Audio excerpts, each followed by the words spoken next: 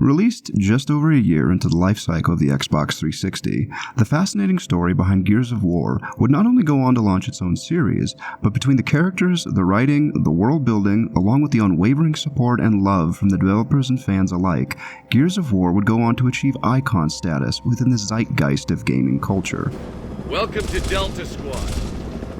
Where are we going? Hi, I'm Sam, and welcome to Late to the Party, a new look at old media. Over the last 20 years, the Gears of War franchise has become a household name in the eyes of gamers everywhere. At the time of recording this, Microsoft's flagship series has 6 core games, along with its own pretty good spin-off in the form of Gears Tactics. The first game's second remaster, Gears of War Reloaded, is about to be released, and the series' long-awaited prequel, E-Day, is set to be released sometime next year. So yeah, the series is going pretty well. This is gonna be awesome. And honestly, I hadn't touched it for a while, but after seeing the masterfully horrific new trailer for the upcoming E-Day, I inevitably ended up with the urge to go back and replay them. Someone's gotta be, with Baird yapping all the time. After re-downloading the original trilogy and making a weekend of it, I ended up falling down a rabbit hole I didn't expect. My brother, who had been a massive fan of the series since its beginning, inspired me to slow down a bit and start asking questions that I really hadn't thought about before. Questions like, where did the series originally come from, and what made it have such an impact with players? What effects did its characters, themes, and storytelling have on gamers at the time?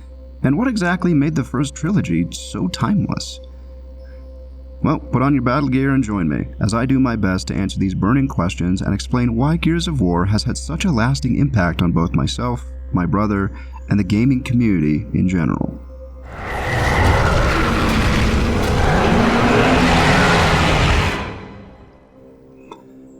The history of Gears of War is actually pretty unique and goes back further than one might expect. So far, in fact, that one can trace its humble origins all the way back to Epic Games' own Unreal back in 1998. I briefly mentioned the original Unreal in my Outlaws video, which you should totally also go watch, and described it as a graphical powerhouse when it was first released. Unreal was made by the then fledgling game company Epic Games, which at that point was going by their former name of Epic Mega Games. Unreal was released in large part as a direct response to id Software's own Quake series and its dominating presence over the first-person shooter genre and the then relatively new online multiplayer field. However, the thing that set Unreal apart from its competitors was the fact that an entirely new game engine was designed for it. Tim Sweeney, the founder of Epic Games, actually spent 3.5 years developing most of this engine entirely by himself, eventually resulting in the original version of the now widely used Unreal Engine. In brief, the Unreal Engine was used to create more advanced graphical features, better rendering and lighting, along with having more options for color palettes, collision detection, level building, and a slew of other features that weren't really possible at the time. And in large part because of this, Unreal was a massive success. But there was a problem. Though made in response to the ever-growing demand for online multiplayer matches, the network code that sustained said matches wasn't all that stable, and when playing online modes, it was reportedly extremely laggy.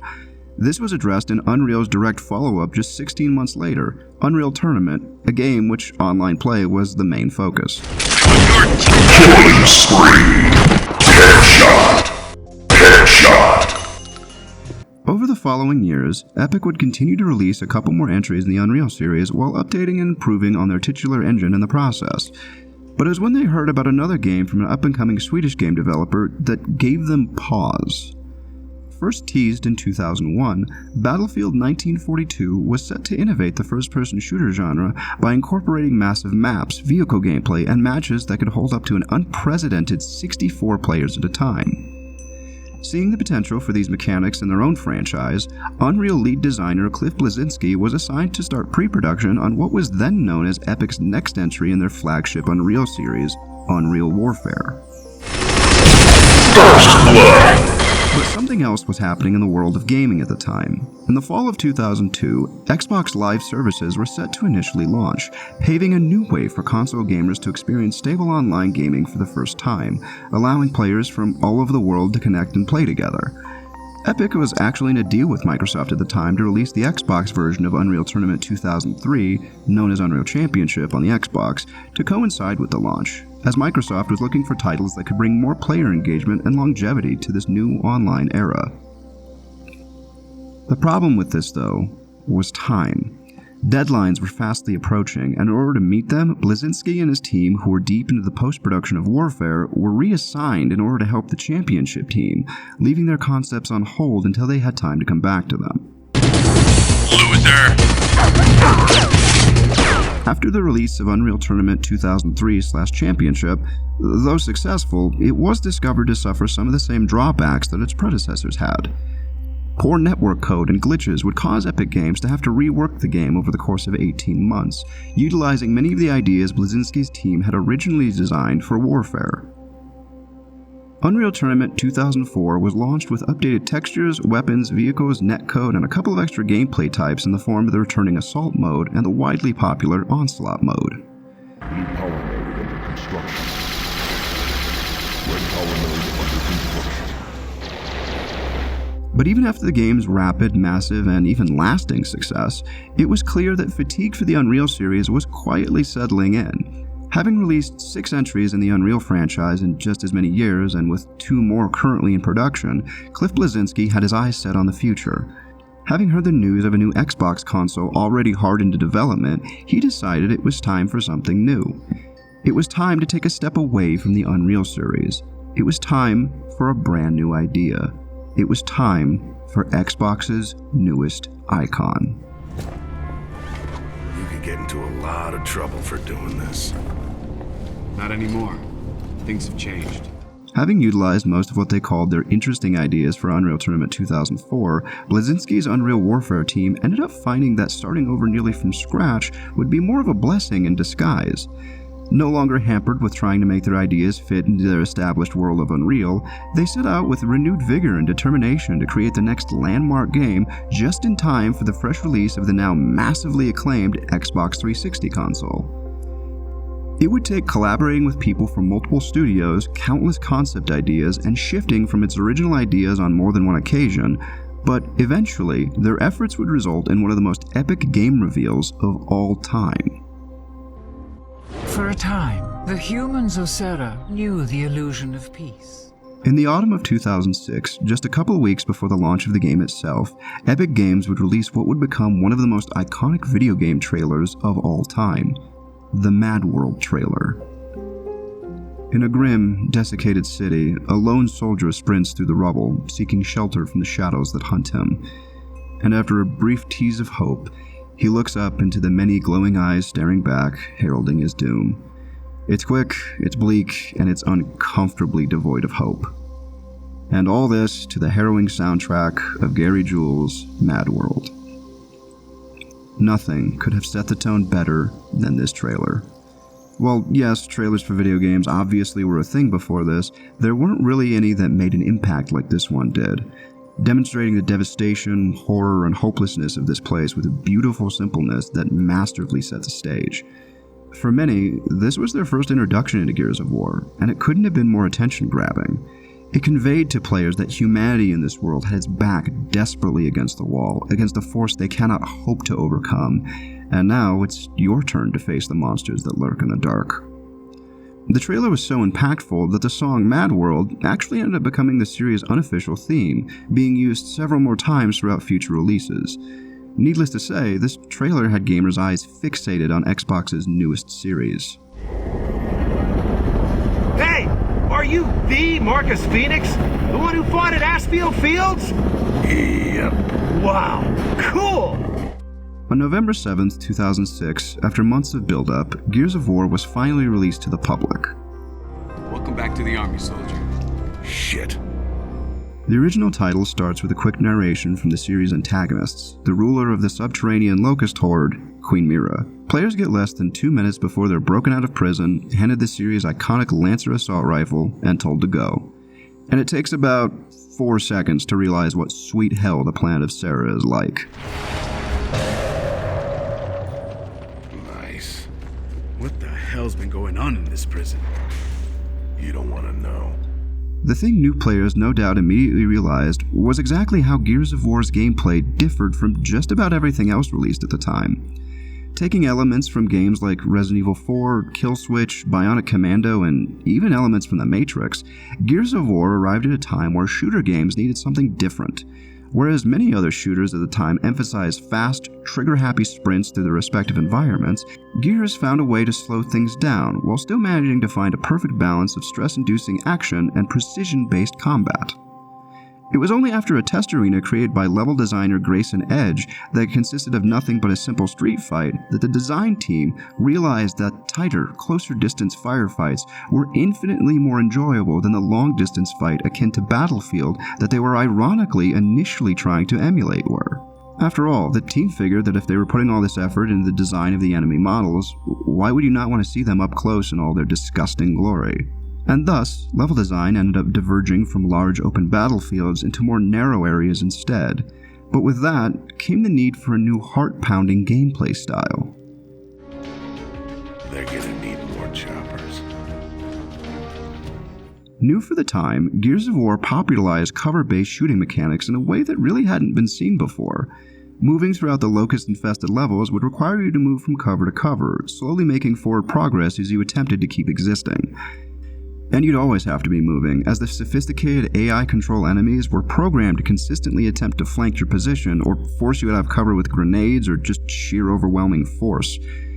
Fleeing to the open and attempting to John Rambo your way through everything solo would only end up with you as a fine red mist seconds into your attempt. Firing blindly was possible, both from cover and while moving, but the only way to see your crosshairs would be to hold down the aim button so to raise your weapon to your shoulders, but at the cost of movement speed, leaving players more exposed.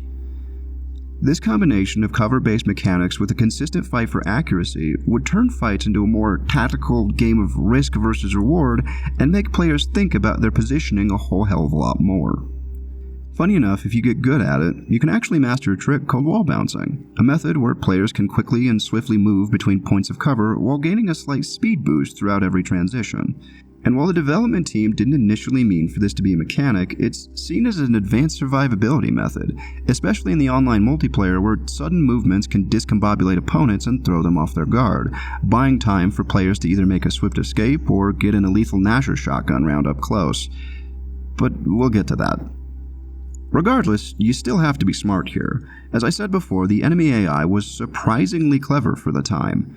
Even on casual mode, standing outside of cover for more than a few seconds will immediately pin attention in your direction, and I go back to my fine red mist comment I made a second ago. The use of cover and player positioning is such a key gameplay mechanic that's actually considered the in-canon golden rule of Gears soldiers. Take cover or die. See? Sniper! Take position!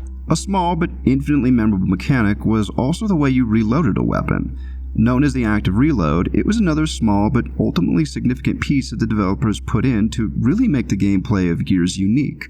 Whenever you want to reload a weapon, a small bar appears below its icon indicating how long it would be to reload the weapon entirely. If you hit the reload button again while the white marker is within a certain highlighted area, you'd instantly reload the weapon and speed up the process. If you time it just right and hit the button in the sweet spot, whatever weapon you're holding with will now have a special temporary effect as well. Depending on the weapon, it could be increased rate of fire, higher damage, more splash damage, or something along those lines. However, if you hit it too early or too late, you'd be locked into a reload animation that would often be double the regular animation due to the weapon jamming on you.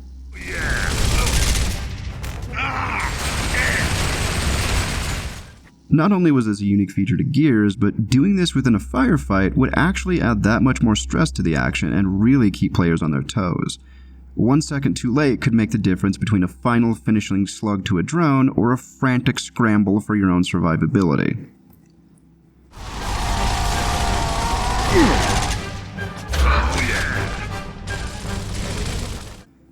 Not long after players had gotten a chance to get used to the mechanics of the game, were introduced and subsequently put in charge of what would represent the core of the original Gears of War trilogy, Delta Squad. And you're in charge, Sergeant Phoenix, as of now. Sergeant. Off and out. Tipper. Give the smart guy a promotion. Give it to a jackass instead. We have the player character, Marcus Phoenix, a grizzled, battle-hardened veteran who is a no-nonsense leader of the squad, with the years of grit, grime, and unspoken grief that would be only added to in the coming entries. A true gruff soldier, he puts himself in just as much danger, if not more, for his squad. The Marcus Phoenix? The one who fought at Aspfield Fields? Yep. Wow, cool! Not really. Then there's Dominic Santiago, or just Dom for short, who is Marcus's best friend and brother figure. He's usually the second player if you're playing co-op, and honestly a big part of the heart of Delta Squad, making quips to add levity and camaraderie despite his own desperate search for his wife, who has been missing for years at this point. Hey, Marcus, remember? Division playoffs? 40-yard line? I remember you owe me $20. Oh, yeah? See me after the war. Then there's Damon Baird, one of, if not the smartest mind in the entire COG army. Sarcastic, cynical, and a bit of a jackass, Baird might be less physically capable, but his battle plans and strategic mind end up saving Delta countless times. Hey, I make intelligent use of free resources. That's how come we're still alive to bitch about it. And lastly, we have the Cole Train. Yeah, that was beautiful, baby. Augustus Cole was a former famous athlete before the Locust War and now serves as the spirit of Delta Squad, always supportive, always ready with a smile in the face of unimaginable terror, and always ready with an enlightening speech. Delta Squad is in your house, bitch! You hear that shit? Your grubby-ass bitches are going down! Like way down! Dead down! So down you ain't gonna even know which way is up! Your ass is gonna be crying till your skink-ass queen! Oh, mommy, you let the bad man hurt us! Fuck you! We gonna whoop your mama's ass! Wow! And these are the men who would make up Delta Squad. And despite a rough introduction, as the series went on, all these men would become close friends, having the fires of battle strengthen their resolve. They were gonna process me, man.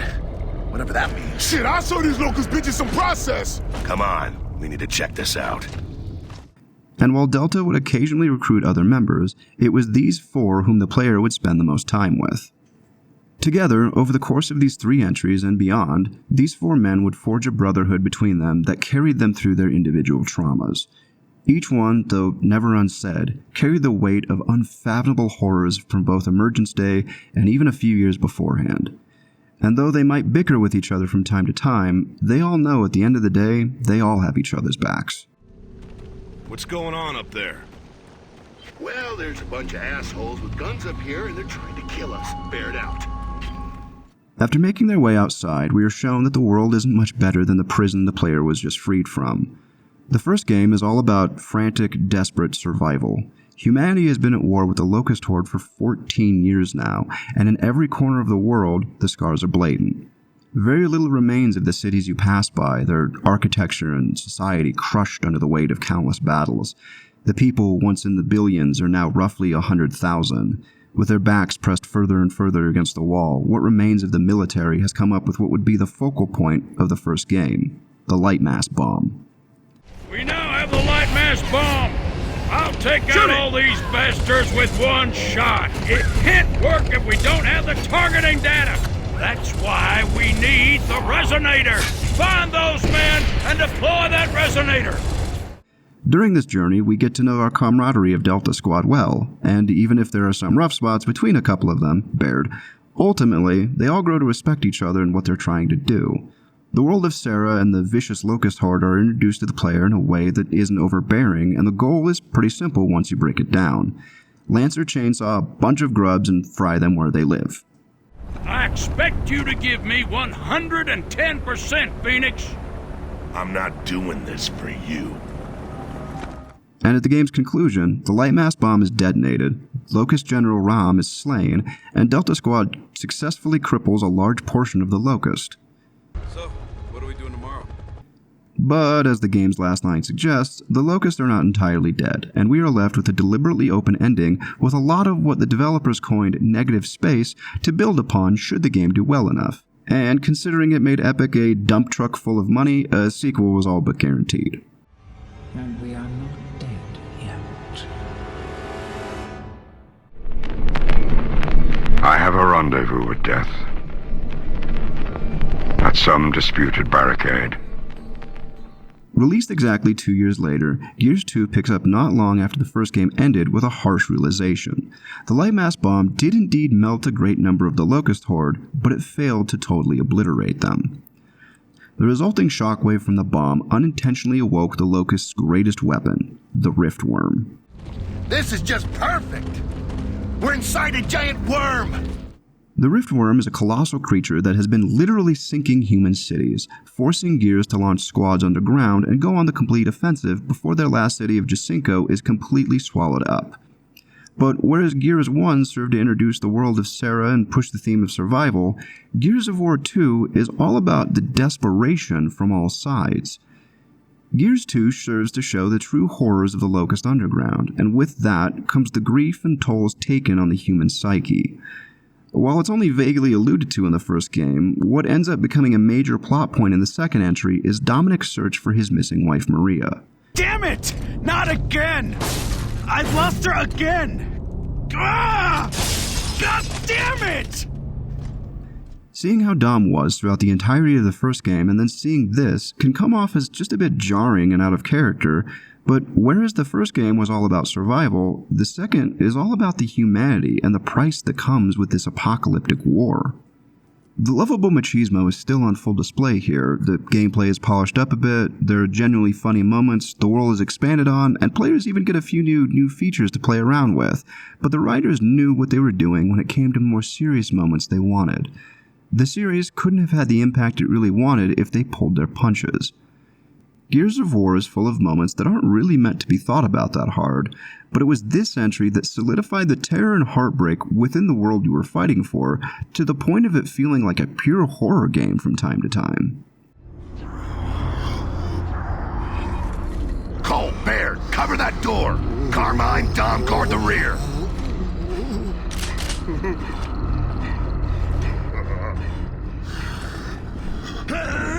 Ty! No! And nowhere is this demonstrated better than in the heartbreaking moment where Dom does find Maria.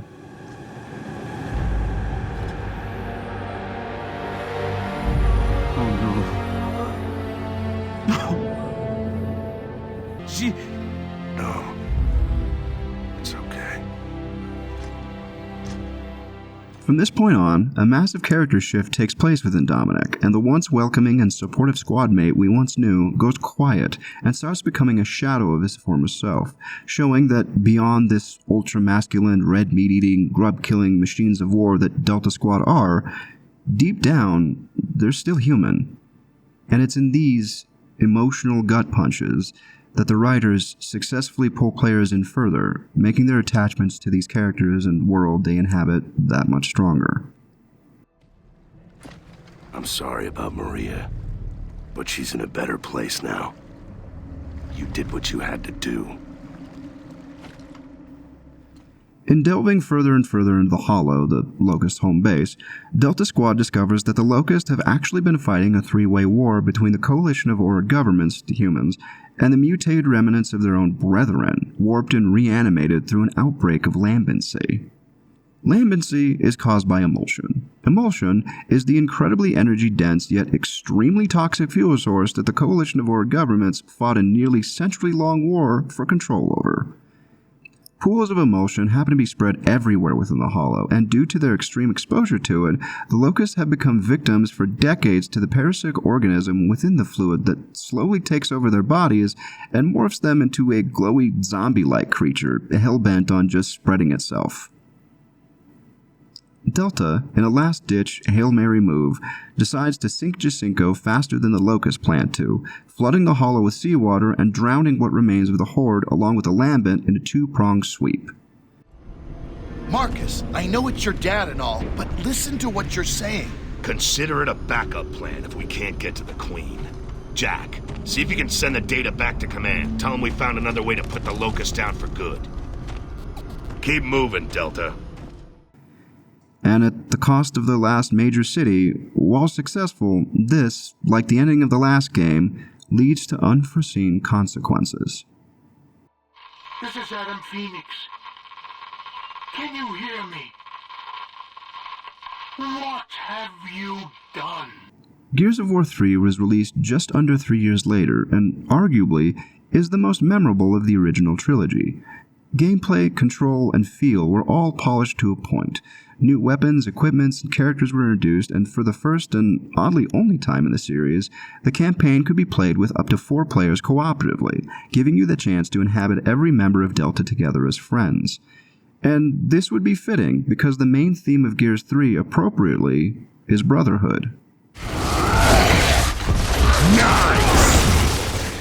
Gears of War 3 opens with a shocking revelation. While sinking Jacinko on top of the hollow, decimated Locust forces, it unintentionally raised the emulsion to the surface, quickly spreading lambent throughout every organism on the planet.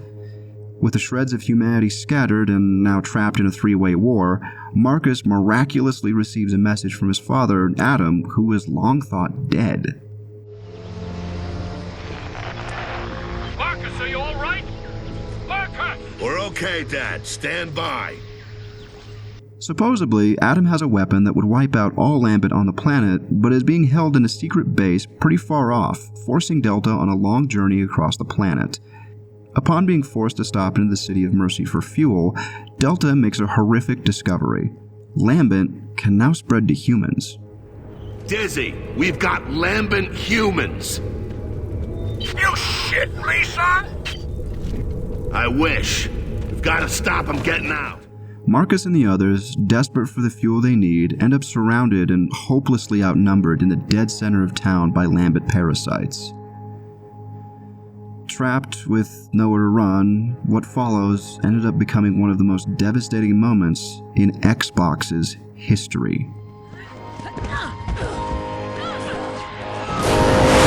thought it would end like this, huh? Huh, Maria? Tom! No! Dominic's sacrifice cannot be overappreciated. He was alongside the player since the opening moments of the first entry.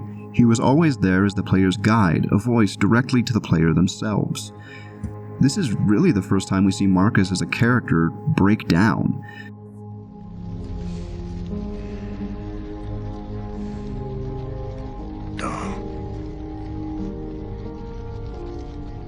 According to the prequel novel Aspho Fields, Marcus was friends with him and his brother Carlos since their grade school days.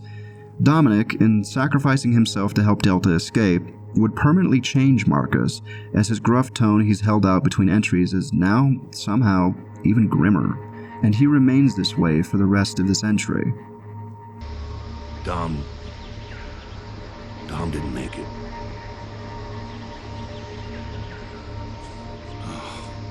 Oh, fuck no. Even after reaching Marcus's father and activating his lambent countermeasure, in what should be a triumphant moment, it ends up becoming a parodic victory for Marcus. His father had to use himself as a test subject for the weapon and perished in front of Marcus as it activated. His brother, Dominic, having lost his entire family, sacrificed himself to save the only one he had left. Countless billions have been lost, and the planet itself has been ravaged. Even after personally delivering the final cut to a dying Queen Mira, the only thing Marcus can do is sit in the sand and wonder what's left to come next. What's left, Anya? What have we got left now? Gears of War 1, 2, and 3 ended up becoming an amazing trilogy of games.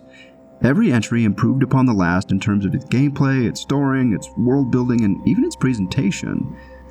While its overall plot was simple in nature, the endless, frantic nature of the gameplay kept the fun in this almost arcade factor going, always putting pressure on players and making them feel the gravity that consistently surrounded Delta Squad. No place ever felt truly safe, and no room would ever go unchecked.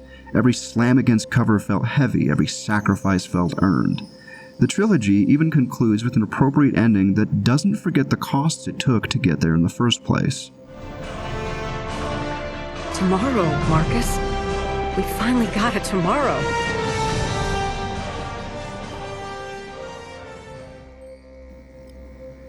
The story of Gears of War was a consistent, balls-to-the-wall roadie run throughout the horrors of what lurked underground. But that wasn't Gears' only claim to fame. It would be an insult not to mention how absolutely epic the multiplayer was. From the very first game, the ability to play the campaign cooperatively with a second player immediately set Gears in the right direction. Being so different for the time, it would help having a friend, a family member, or anybody else experience the horrors of this world with you, and it would be an easy way to double the macho-filled adrenaline rides that were the original campaigns.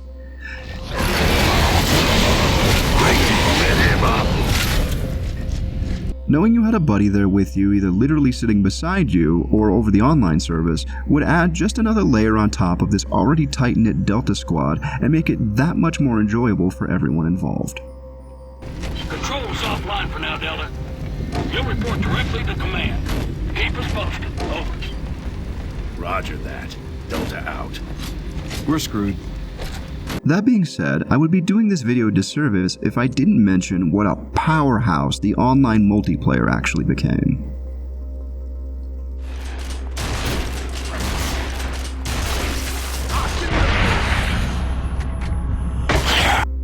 Having its roots in the competitive multiplayer scene, the bones of Gears of War were always meant for online gaming. Long since past were the days of Unreal Warfare. No, here it was the main campaign turned up to 11. Wall-bouncing, Nasher-firing, chaotic, bloody fun filled every lobby. Gears of War introduced its online multiplayer in a fittingly different way than its competitors at the time. Game modes like Warzone and Execution were more team-oriented, last squad standing style mechanics, rather than the more traditional deathmatch previously popularized by Epic's predecessors. Assassination was more targeted, giving opposing teams a stronger leader character to play as, but in turn ended up becoming the direct object to take down.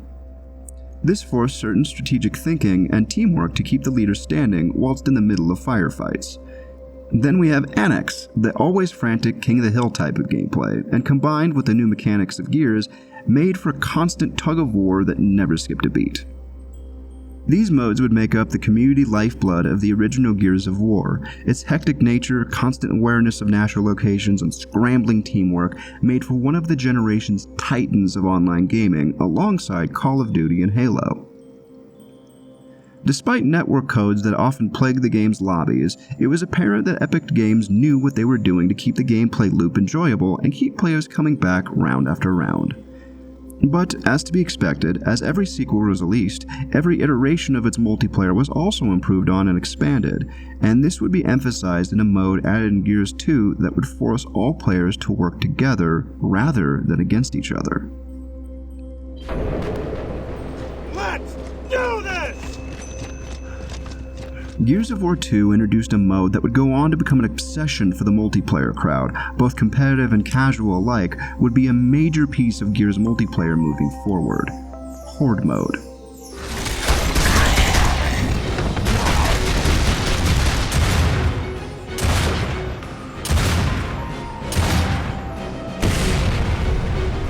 Pitting 5 players against 50 waves of locusts, players would have to constantly rely on each other to survive.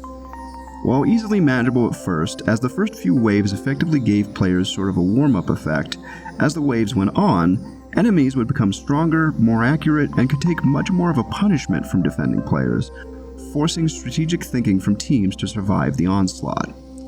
Whatever strategy players decided, it was rare to survive all the way to the end of 50 rounds, as every 10 there'd be a boss wave and enemies would get buffed even more. This proved to be so popular with the player base that it was expanded on in Horde 2.0, introduced in Gears 3 multiplayer. Horde 2.0 introduced a currency system for players, rewarding them with money for defeating enemies, surviving rounds, and completing round-based challenges.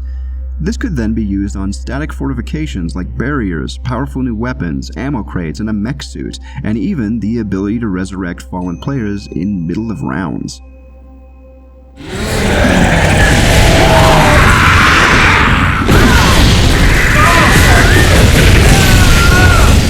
The addition of this currency system and soft base building mechanics would define Horde mode as its own entity and give players a chance to come up with more sound strategies for their survival chances.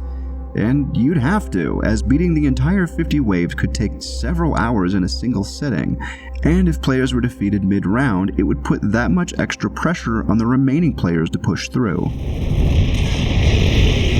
Clowns to the left of me, jokers to the right. Horde mode would go on to be my personal favorite of the online modes, as it's where I learned to love this series as a whole playing with my friends over the years. Gears of War 4, with its, again, improved take on Horde mode, would become my most played game type in any Gears of War game, multiplayer or otherwise, but for an entirely different reason. But I'll get back to that in just a sec. The multiplayer by the time of the series' third entry was polished to such a great point that, despite 2 mainline sequels released years later, is still many of players' favorite iteration of this online mode.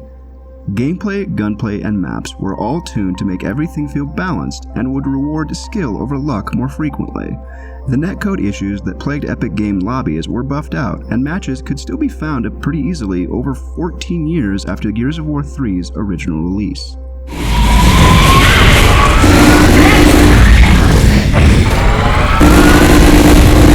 The multiplayer of Gears of War actually ended up being so popular with players throughout the original trilogy that regular tournaments started taking place throughout the country, pitting teams of friends against each other and other skilled players for real cash prizes. And while nowadays video game tournaments are commonplace, back in the mid-2000s the word esports really hadn't even entered the public lexicon yet. But Gears of War had competitions popping up everywhere. From local game shops all the way to the major gaming league on the stages of the Meadowlands Expo Center in Syracuse, New Jersey, Gears was taking the gaming community by storm. So much so that Epic Games took notice, eventually culminating in the 2007 Global Grand Tournament in Prague, with players receiving a variety of prizes for their efforts. Cash, free games, free Xbox Live subscriptions, and customized Xbox 360 faceplates were just to name a few. Cliff Bleszinski was quoted as saying, "We're thrilled to offer the chance for gamers across the world to come together and share the glories of blowing apart someone into little chunks. May the best man or locust win." Gears had gone global.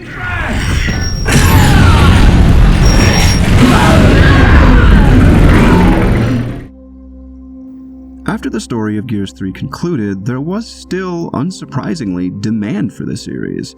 Having won numerous Game of the Year awards and continuing to have a rock-solid and steady online presence, it seemed like a sure thing that we would get another Gears entry. But a question remained. Where would the story go after the Locust and Lambent were finally eradicated? What stories did Delta Squad have left after their final sunrise? What was left open to even tell? Well, after about 2 years after the release of Gears 3, development team People Can Fly was hired by Microsoft to assist in a spin-off that was to be the next entry in the series.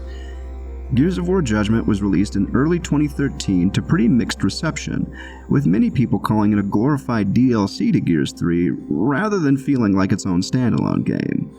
Judgment actually follows Baird in the early days of the Locust War, leading his own squad back when he was actually a lieutenant. Just give me 10 minutes to go back there and make sure the bastard's dead. All but the last section of the game is a prequel to the series, and the difference in gameplay style is pretty immediately noticeable. Judgment actually ended up becoming a lot more arcadey in its nature, giving out ranks at the end of each level depending on how you did, with certain actions such as headshots and executions awarded with more points. The weapon loadout system was slightly altered as well, and the active reload mechanic system was nerfed really hard. What's more is the multiplayer, that big thing we just got done talking about. It was oddly scaled much further back, only offering a fraction of what the previous entry did. Incoming fire! This sadly left hardcore fans pretty soured, and Judgment remains the red-headed stepchild of the original 360 titles. Not a bad game, but not exactly a memorable one either.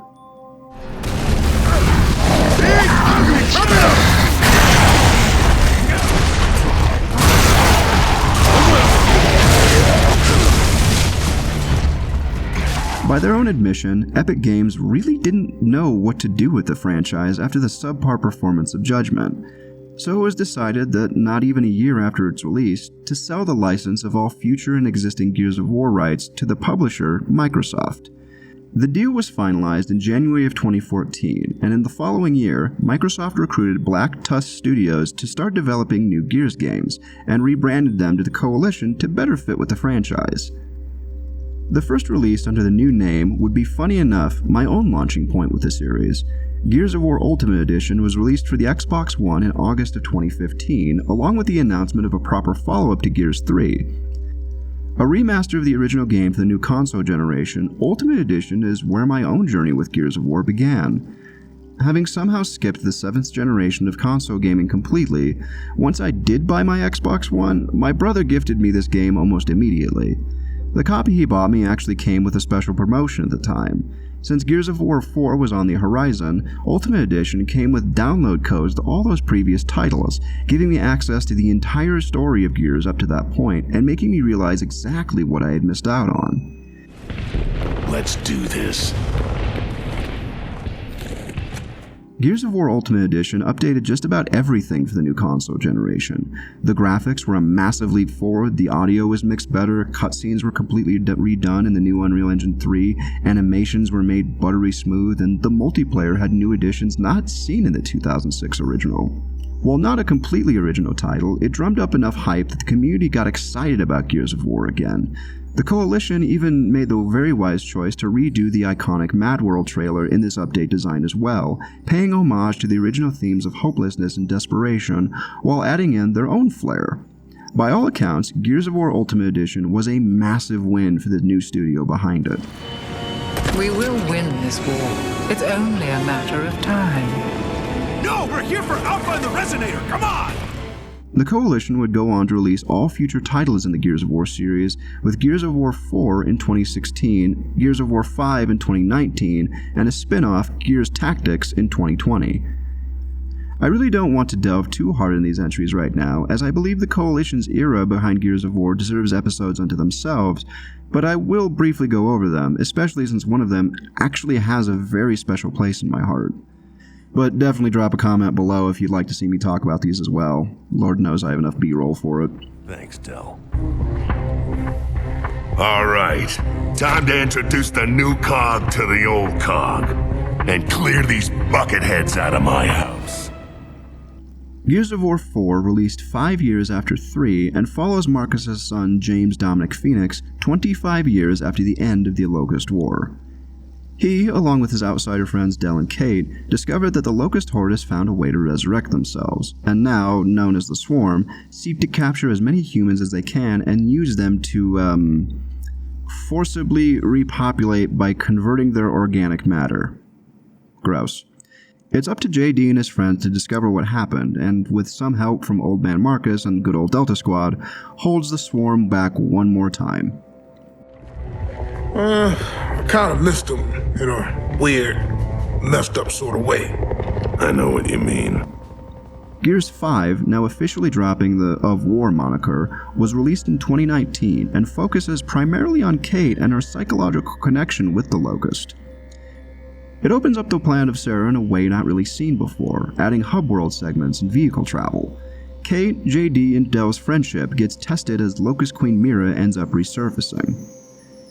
These entries to me were just never quite as memorable as the original trilogy. That's not to say that they're all bad games. Each entry continued to refine its gameplay style and tweaked it to the best it ever was. The new take on the Locust are still pretty horrifying, and is honestly a pretty good place for a new generation of players such as myself to come in at. But it was in playing the original trilogy not long before playing these that I think I naturally formed my opinion on them. These two games, in terms of their plot, just couldn't compare to the heart of the 360 titles.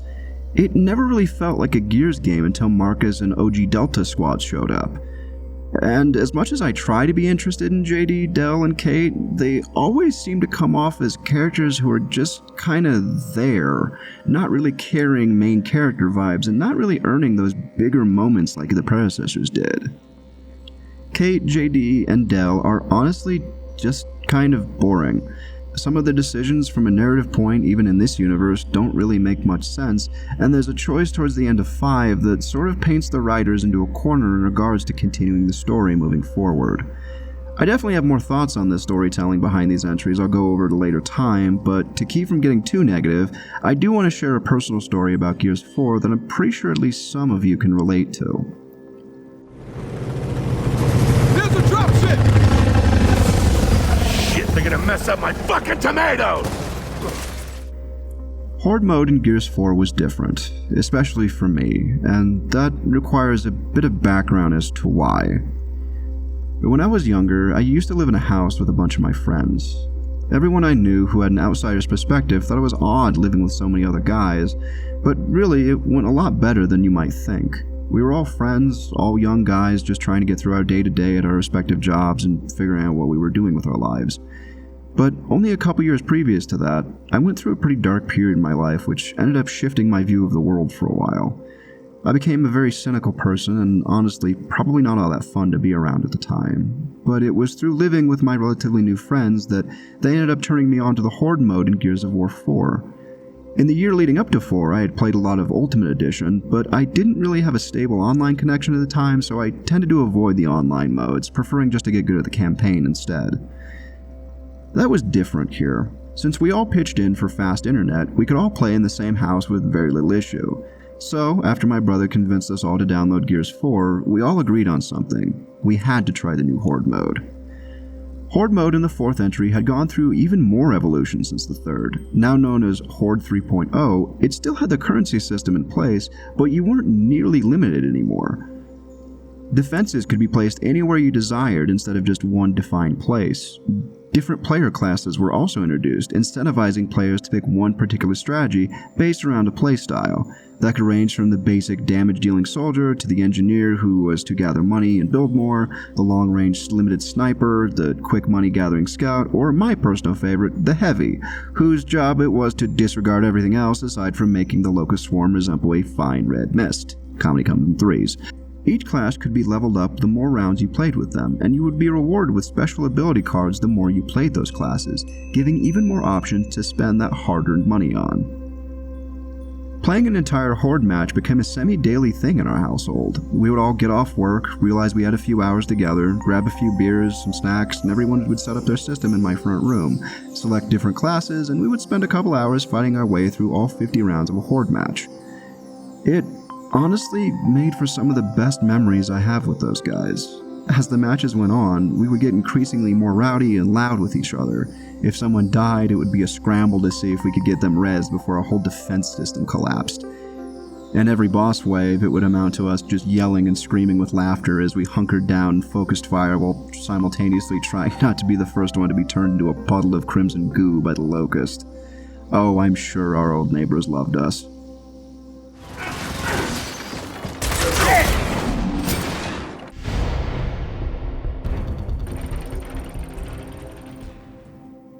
Our map, Gridlock, will always hold the echoes of those times in my head, and in getting the footage for this episode, I got to relive those good memories one more time. Even if I wasn't the best player, even if I didn't care about the experience points I was racking up, and even if we never managed to go past normal difficulty, it was the memories of playing with my friends that I will always hold dear. How I felt and how in playing more and more with them, it helped me slowly crawl out of that dark place. And it made me realize, while I know we've all grown up, gained families of our own, and long since moved out of that place, I miss those nights after work. I miss my friends. And I think we all have those moments. We should remember the dead. Where upon first glance, Gears of War might just seem like a bunch of beefy dude bros shooting their way through alleys and dusty brown environments, but to me, it's more than that. Both in story and playability. It's all about brotherhood, about sticking together even when your back is to the wall. It's about fighting with a smile on your face, even in the presence of unparalleled hardships. It's the importance of having fun with your friends. It's about the good fight. The good fight, yeah? It's been a number of years since my friends and I set up our Xboxes in my front room for Horde mode. The gears of life, as it were, perpetually move along. We focused on our lives, starting families of our own, we focused on building our careers, our schooling, and eventually, we all moved out of Nerd House, for one reason or another. It's so rare, especially these days, a decade later, that we can all spare a few hours to play anything at all together anymore. But I hope that with the upcoming second remaster, Gears of War Reloaded, and with the later release of the prequel Gears of War E-Day, maybe, just maybe, we can get on Xbox Live and relive some of those old times from back in our old home all those years ago. And maybe, if you hop on too, you can relive some of yours. This is where it ends, one way or another.